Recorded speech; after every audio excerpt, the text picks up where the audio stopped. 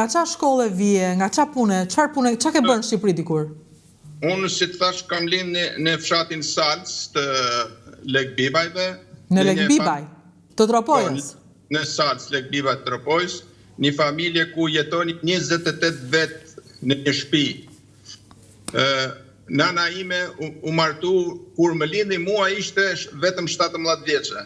Imagjino të shkoj një vajzë nga një shtëpi me pak veta, me i fjalë 5 fëmijë, nanë e babe, të vinë një familje me 28 vetë, çfarë kushte të vështira, sa e vështirë ka qenë jeta për nanën time. Një të mirë që kishim aty. Nga vinte nëna, nga qa fshati vinte nëna, nga vinte, kur u martua? Nana vinte nga bregu i lumit Dukagjinit, edhe ne ishim në kryet e fshatit Salc, ishim 3 shtëpia, 5 shtëpia po thuaj se janë, po 3 ishin atë kohë kur linda unë, të ndara komplet nga fshati, një gjysore nga fshati, në drejtimin e lartë nga Bjeshka. Sa, fëmija i parë jeni? Fëmija i parë. Fëmija i parë një grua e 17 vjeçe, që shkon edhe jeton befas në një fshat, le të themi, po të ndarë nga bota, me 28 veta brënda. Aty bregu i lumit ishte pothuajse si një qytet na dukej ne, në krahasim me fshatin tonë, se kur bishim breg lumit, si që dalin sot në Tiranë ose në Shkodër shëtitje, aty delshin në 2 anë të fshatit të bregut të lumit, kishte hotele, restorante, klube, spitali ishte 4 katëshe, jetonin. Po, na dukej sikur ishte në qytet kur bishim. Për çfarë viti po flasim? Se me vitet si jam e qartë ka që se ndite moshën tuaj. Kam lindur në vitin 1968, nga vitet 1975, maj mend kur isha fëmijë dhe shkosha aty te Daja. Mani mend kur shkonit ke Daja, që ju duke qytet, bregu i lumit të Dukagjinit. Qytet. Po tani si është, keni qenë më pas? Kam qenë, po aty është shkretuar, po prap aty është paktën është ma mirë. Jo se është fshati jonë i keq, fshati jonë ka resurset e veta, ka natyrën shumë të mirë, ka ujë të bollshëm, është toka shumë, nuk është tokë e majshme, po është tokë pjellore. Qa shikon, më falë, ke në një problem, shikon gjithmonë poshtë, qa ka në një gjë? Se këto kushte kemi tani, ju në makinë, unë studio, po shikon celularin ka diçka, më që ta di se mos ju shpërshëndron. Ja, po më tërheqë se vëmendin diçka këtu poshtë. Më thua, e ndalojmë, s'ka gjë? Jo, asgjë nuk ka. Okej, në çfarë ore duhet jeni në punë, që të mos ju mbaj shumë sa të vi puna? Orën 7. Në orën 7. Okej, ne do flasim pak për fshatin tuaj, se me siguri ju ka marrë malli. Po, vërtet më ka marrë malli se ishtim 120 shtëpi kur kam ikur nga fshati, se nga fshati kam ikur në vitin 1981. Në 81-shin? Po, nuk ishte fshat më mirë për mua në botë, se gjithë ishin të qeshur, të lumtur, pavarësisht se të gjithë ishim në nivel të jetese të barabartë, dhe jo të kënaqshëm, po kishim kënaqësinë shpirtërore.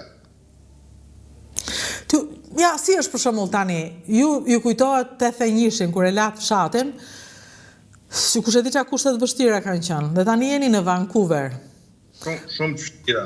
Tani jeni në Vancouver, keni një makinë, çoni në mëngjes, shkoni në punë, ma do mendja që niveli i jetesës tuaj ka ndryshuar jashtëzakonisht, po gjithsesi ajo koha, përveç faktit që ishit fëmijë dhe kishit lindur në atë vend, dhe kjo koha tani që jeni në këtë qytet të madh dhe të huaj, çka ka ndryshe?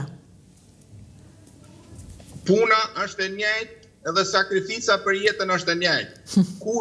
Kushtet janë përmirësuar si këtu edhe në Shqipëri shumë. Por njerëzit dhe kënaqësia shpirtërore e njeriut ka humbur krejt. Është rrit mirëqenia materiale, po kënaqësia dhe shpirti dhe dashnia e njeriut për njëri tjetrin ka humbur fare. Nuk pothuajse nuk ekziston, nuk don t'ia ditë. Një kohë që u kënaqshe e ndjeshe kënaqësi kur u takoshe me një fshatar, sot nështë të këthën krytni në anën tjetër se ka halle, ka probleme, ka stres, mund të kenë kushtet shumë më të mira në shtëpi, jo mund të kenë, po i ka shumë më të mira, po ka humbë tja. Unë ma e men në shtëpinë tonë, për shembull isha fëmijë, edhe e kishim shtëpinë afër drumit Krajlit, i thomë ne. Drumi i Krajlit është rruga që qiti princ Vipi në atë kohë për të lidhë fshatrat njëna me tjetrën dhe kaloshin ushtrit. Edhe nuk guxoshim, ishim fëmijë, ndoshta edhe na merrte uja, zguxoshim me prek bukën dritare, që po të kalojnë në një udhëtar tjetër i lodhun ose ta ketë marrë uria, të ketë mundësi të malet e të hanë bukë. O, sa e bukur. Kjo që ka shumë e bukur. Si është historia që prindrit vinin bukë në dritare për udhëtarët? Për ta parë rrugtari, që në qoftë se është një rrugtar i lodhun edhe është i uritun, ta shikoj edhe të nalet. Nalet, e mos ta kenë problem për të ndalë me hangër i kashat bukë, se pas ka bukë. O, sa e bukur. Ndërkohë që juve ju haj bukë, po nuk venit e buka. Ne kishte raste nështë na haj bukë, po nuk guxoshim ta prekshim bukën. Se ajo ishte e rrugtarit, e rrugës. E rrugtarit. Do me thënë rrugtari, miku, musafiri, ishte si një gjanë shenjtë. Si një gjanë shenjtë për ne. Ishte dhoma e pritjes, quaj është soba ose oda, i thoshim e burrave ne. Ajo ishte, nuk guxoshim fëmija me hi, edhe gratë, veç deri te dera, vetëm burrat. Gratë manin të dera ju. Po tani si janë gratë, tani ju lënë juve të dera.